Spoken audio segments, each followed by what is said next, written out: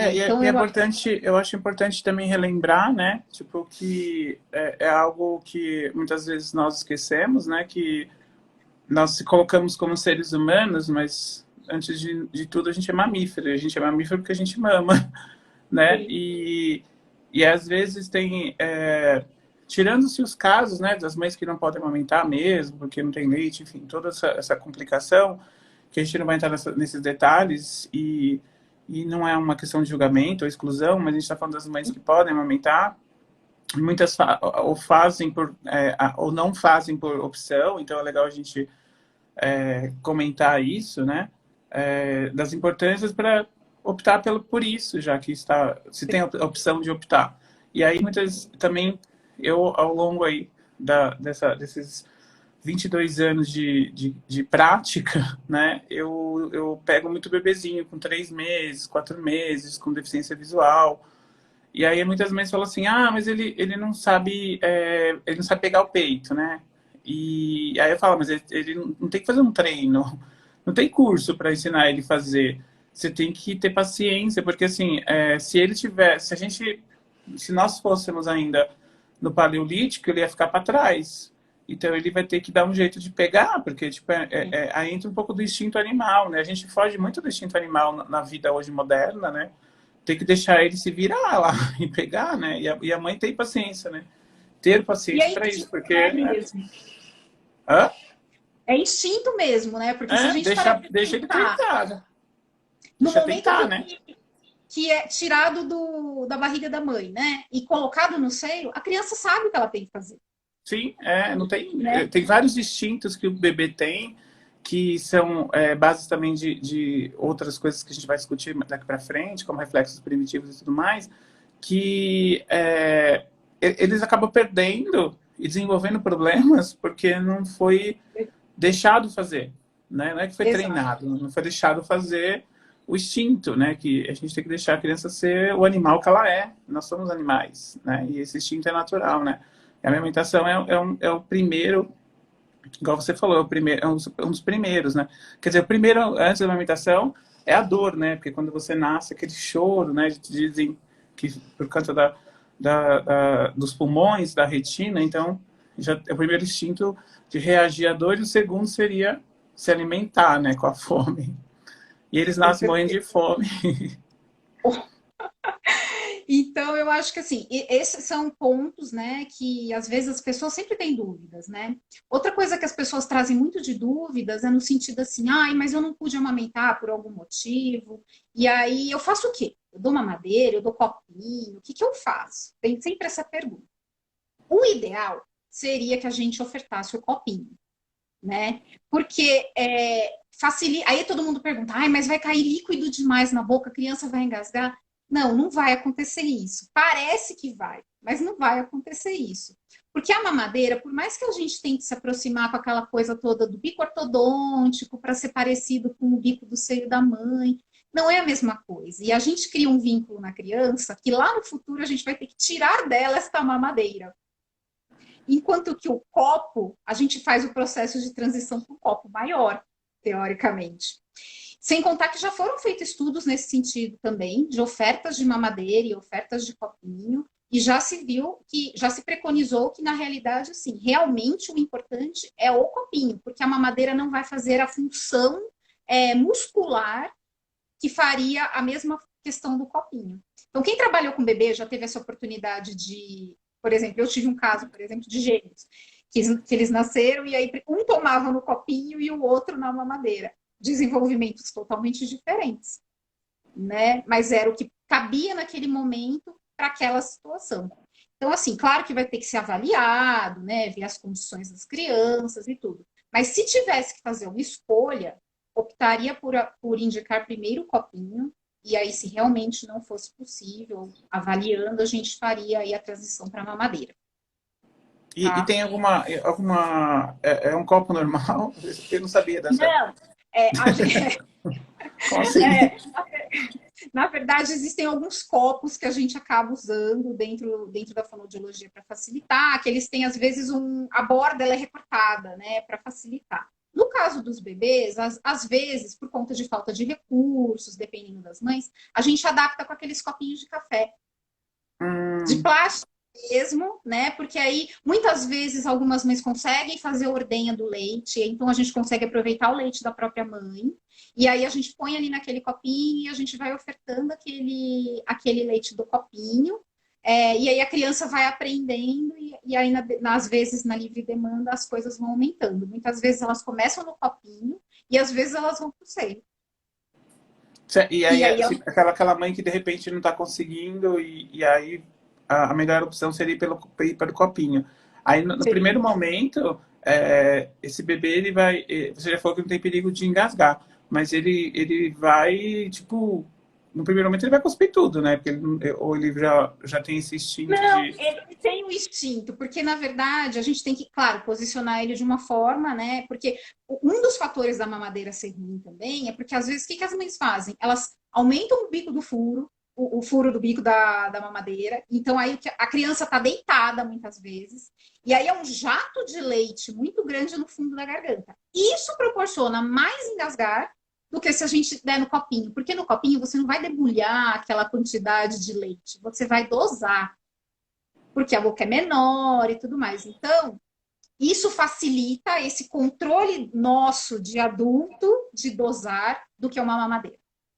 É Aonde engraçado que você falando isso, eu lembro que assim, meu pai casou de novo e minha mãe, tanto minha mãe quanto eu, né? Tipo, a gente adorava minha madrasta e eu tenho outros irmãos com ela.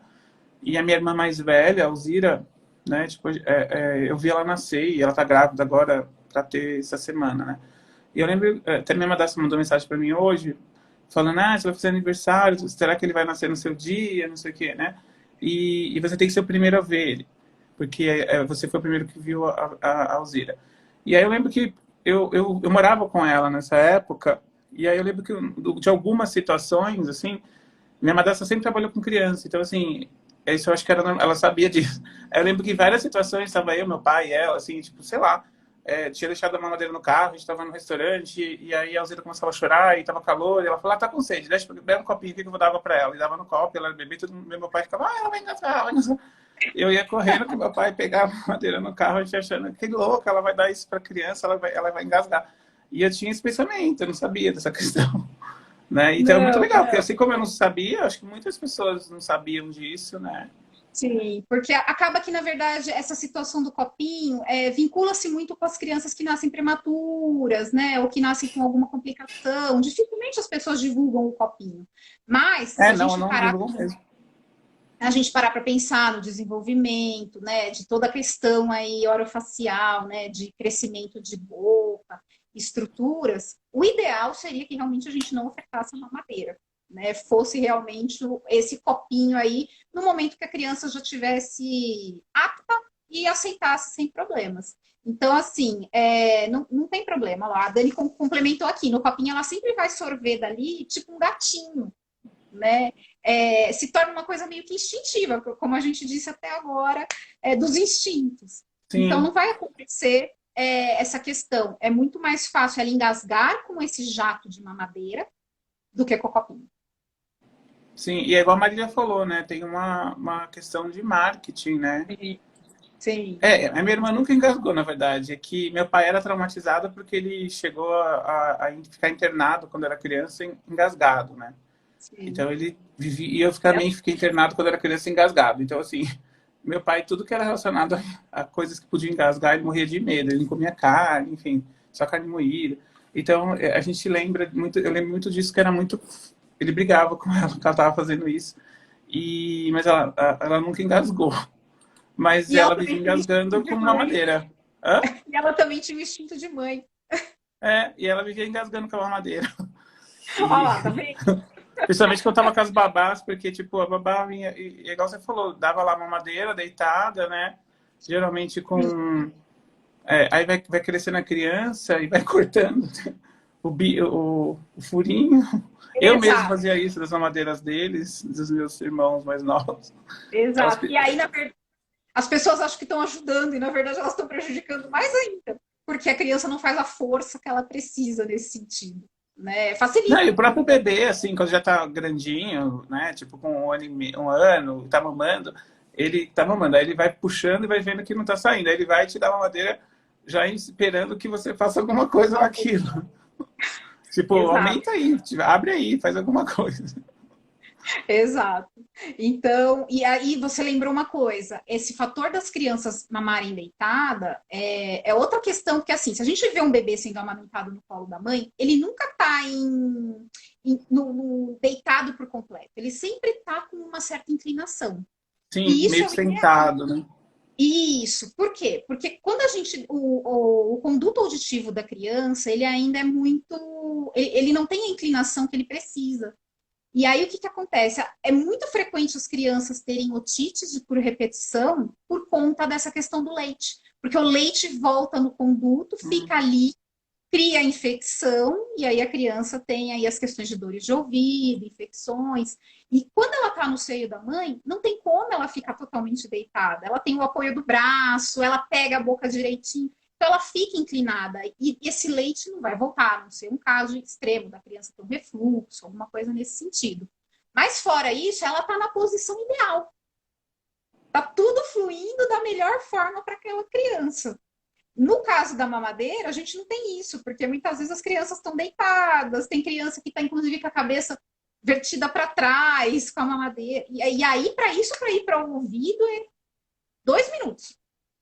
Então, muitas vezes, as mães não sabem por que, que as crianças têm muitas infecções de ouvido, dores de ouvido. Pode ser decorrente disso. Tem que prestar atenção na posição que a criança está. É, claro, tem que observar a amamentação também. E se toma mamadeira, tem que ficar de olho. Porque provavelmente a postura está facilitando que aconteça isso. Até a criança crescer, esse conduto auditivo se inclinar um pouco, a gente não pode tender a dar tudo deitado para a criança. Né? O E ideal é aí, nesse caso, seria, por exemplo, eu sou pai e aí eu ainda, sei lá, tô inseguro de dar no copinho. Eu, tipo, se eu adotar um bebê, eu já vou pro copinho, mas eu vou ficar inseguro. Mas eu saber se ele não, o que ele tomou antes, né? E aí eu vou ter que dar uma madeira. Aí eu posso deixar ele meio que sentado, inclinado, né, para dar uma madeira, né? isso. Treinar ele para isso, né?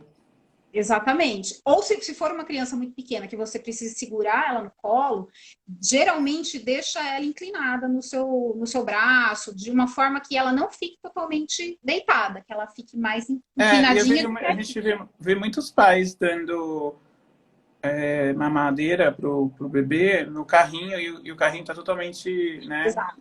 deitado, né? Sendo que é só E inclinar, na verdade, então. hoje em dia tem até o fundo do carrinho, né? Ele permite que você regule É, essa é, angulação. é uma manobra, não é tão difícil, assim. É mais, eu Né? acho que falta de conhecimento de achar que primeiro que pode fazer mal pro ouvido e a questão do engasgamento que é complicado, né? Sim, com certeza. A Sueli comentou que a Helena nasceu com baixo peso, né? E começaram com o copinho, mas depois que secou o leite dela, ela já entrou na mamadeira. Mas Isso. ela não Porque sabia que o copinho era bom. sim, mas aí, se ela tivesse mantido no copinho, provavelmente ela não ia ter tido problema nenhum. Ela podia ter mantido o copinho, né? E aí ela ia crescendo e ela ia fazendo as transições para os outros copos, que é o que a gente fala, né? De canudinho, entre outros aí que a gente tem. Então, mas assim, ela acabou indo para a mamadeira, mas com certeza não foi um fator que prejudicou ela, provavelmente, né? Ela deve ter A tido Dani todo. falou uma coisa que é verdade. E essa questão da mamadeira, eu vejo muito isso de novo, né? Eu tenho muita experiência com bebê no sentido de atender. Eu atendo muitos pais, muitos anos de experiência, Sim, né? E converso com as mães e troco informações, principalmente quando eu estava estudando, fazendo as especializações em nutrição, né? Que eu cheguei a estudar algumas coisas de complementação nutricional para bebês. Que a gente vai ter algumas lives sobre isso, né? Que a gente não fala em nutrição para bebê, né? Exatamente por isso. A gente fala em complementação nutricional, porque a gente quer que a mãe use o leite em primeiro lugar. E aí as mães que fazem, quando começam a fase de complementação, né, nutricional, que as papinhas e tudo mais, as mães, elas percebem naturalmente um desmame, né? A palavra exatamente cai certinho aqui. O desmame, né, da amamentação, natural. E da mamadeira, não. A criança fica super resistente. Aí tem que fazer todo um trabalho, né? Às vezes até com fono, porque eu já tive paciente que teve que fazer Sim. trabalho de exame de mamadeira com fono, porque tava afetando toda a parte dentária, de palato, e teve que fazer um trabalho com a fono. O pediatra indicou uma fono para fazer. E na época, isso uns 10 anos atrás, eu falei, nossa, que frescura. Aí depois que eu fui ver que tinha todo um trabalho na fono para fazer isso. E depois uma outra criança também fez com TO. E aí eu falei, nossa, é sério o negócio, eles não querem largar mesmo, né?